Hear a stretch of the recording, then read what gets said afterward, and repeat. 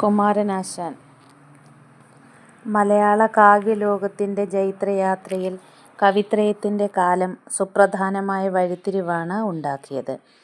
പ്രാചീന കവിത്രയം ചെറുശ്ശേരി എഴുത്തച്ഛൻ, കുഞ്ചൻ നമ്പ്യാർ എന്നിവരാണ്. ആധുനിക കവിത്രയം എന്നറിയപ്പെട്ടിരുന്നത് കുമാരനാശാൻ, ഉള്ളൂർ, വള്ളത്തോൾ എന്നിവരാണ്. സ്നേഹഗായകനായി ആശാനും ഉജ്ജ്വല ശബ്ദാഢ്യനായി ഉള്ളൂരും ശബ്ദസുന്ദരനായി വള്ളത്തോളും അറിയപ്പെട്ടു. ആധുനിക കവിത്രയങ്ങളിൽ മഹാകാവ്യം എഴുതാതെ മഹാകവിയായ ആളാണ് കുമാരനാശാൻ. മദ്രാസ് യൂണിവേഴ്സിറ്റിയാണ് ആ ബഹുമതി ആശാന് നൽകിയത്. കാവ്യലോകത്ത് ആശയഗാംഭീര്യത്തോടെ തിളങ്ങി നിന്ന ആശാനെ വിപ്ലവത്തിൻ്റെ ശുക്രനക്ഷത്രം എന്നാണ് ജോസഫ് മുണ്ടശ്ശേരി വിളിച്ചത്.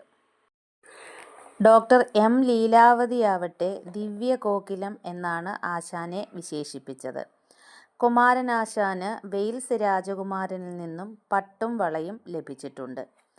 1873 ഏപ്രിൽ 12 ചിറയിൻകീഴ് താലൂക്കിൽ കായിക്കര ഗ്രാമത്തിൽ തൊമ്മൻവിളാകം വീട്ടിൽ കുമാരനാശാൻ ജനിച്ചു.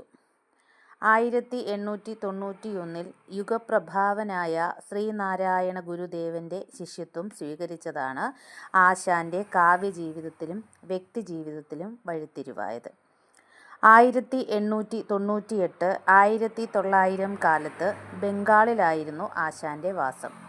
ബംഗാളി സാഹിത്യത്തിൻ്റെ നവോത്ഥാന കാലഘട്ടവും ടാഗോറിൻ്റെ കൃതികളുമായുള്ള ബന്ധവും ആശാനിലെ കവിയെ വളർത്തി.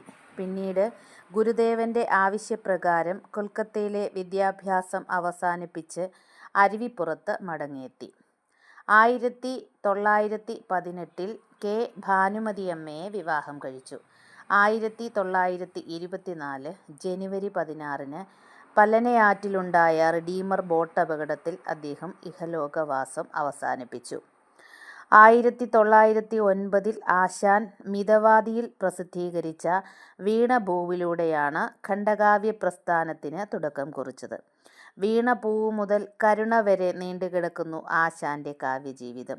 ദാർശനികതയും സ്നേഹമാഹാത്മ്യവും വിപ്ലവബോധവും ഒരുപോലെ നിറഞ്ഞു നിൽക്കുന്ന കാവ്യശൈലിയാണ് കുമാരനാശാൻ്റേത്. ആശാൻ്റെ കാവ്യങ്ങൾ എല്ലാം സ്നേഹം, കരുണ തുടങ്ങിയ ഭാവങ്ങളാൽ സമ്പുഷ്ടമാണ്. ഉദാത്തമായ സ്നേഹത്തിൻ്റെ വിവിധ ഭാവങ്ങൾ അവതരിപ്പിച്ചതിനാലാണ് സ്നേഹഗായകൻ എന്ന് ആശാൻ അറിയപ്പെട്ടത്. ആഴമില്ലാത്ത ഒഴുക്കും മുക്കുപണ്ടങ്ങളുടെ കിലുക്കവും വിരസമായ വളച്ചുകെട്ടും ആശാൻ വെറുത്തുവെന്ന് എൻ. കൃഷ്ണപിള്ള കൈരളിയുടെ കഥയിൽ പറയുന്നു. ഉദാത്തമായ സ്നേഹത്തിൻ്റെ വിവിധ ഭാവങ്ങൾ ആവിഷ്കരിച്ചുകൊണ്ട് സ്നേഹഗായകൻ എന്ന് ആശാൻ അറിയപ്പെട്ടു എന്ന് പറഞ്ഞു. എങ്ങനെയെന്ന് നോക്കാം. വീണുകിടക്കുന്ന ഒരു പൂവിനെ നോക്കി മനുഷ്യജീവിതത്തിൻ്റെ ദശാപരിണാമങ്ങൾ ആവിഷ്കരിക്കുകയാണ് വീണപൂവിൽ. സ്നേഹദീപ്തമായ പൂവിൻ്റെ ജീവിതം ക്ഷണികമാണെങ്കിലും ധന്യമാണ്. നളിനി ദിവാകരന്മാർ സ്നേഹത്തിൻ്റെ ബലിവേദിയിൽ ആത്മാഹൂതി ചെയ്യുന്നത് കാണാം. ലീലാമദനന്മാർ രേവാനദിയിൽ അന്തർധാനം ചെയ്യുന്നു. ശ്രീരാമൻ്റെ അധർമ്മഭീരുത്വം നിമിത്തം പരിത്യജിക്കപ്പെട്ട സീത ജീവിതത്തിൽ അനുഭവിക്കേണ്ടി വന്ന തിക്താനുഭവങ്ങൾ ചിന്താവിഷ്ടയായ സീതയിൽ അയവിറക്കുന്നു. സ്നേഹമാണ് അഖിലസാരമൊഴിയിൽ നിന്നും അന്യജീവൻ ഒതകി സ്വജീവിതം ധന്യമാക്കും അമലേ വിവേകികൾ എന്നും ആശാൻ പറയുന്നു. ആത്മാർത്ഥ സ്നേഹം വെറും മാംസനിബദ്ധമല്ലെന്നും അതുകൊണ്ട് തന്നെ അതിൽ നിന്ന് പിന്മാറാനോ മറ്റൊരാളെ സ്നേഹിക്കുവാനോ കഴിയില്ല എന്ന തത്വമാണ് ലീലയിൽ ഊന്നിപ്പറയുന്നത്. സ്നേഹത്തിൻ്റെ അടിയുറച്ച അസ്ഥിവാരത്തിലാണ് നളിനിയും ലീലയും പടുത്തുയർത്തിയിരിക്കുന്നത്.